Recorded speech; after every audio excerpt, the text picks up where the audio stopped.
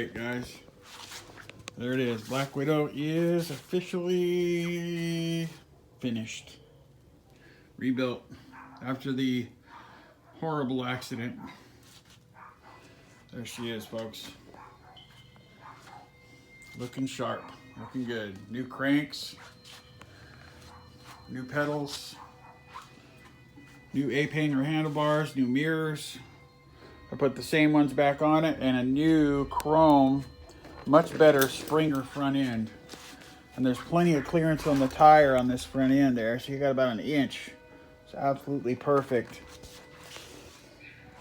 And it's just been a real labor of love here trying to get this thing resurrected. Here's the back shot. There we go. Down to this side. And pretty proud of this baby right here, man. Pretty proud of it. It rides really nice. Seems a little more stable with bigger bars on it. Not so skinny. Anyway, there it is. Black Widow. Oh yeah.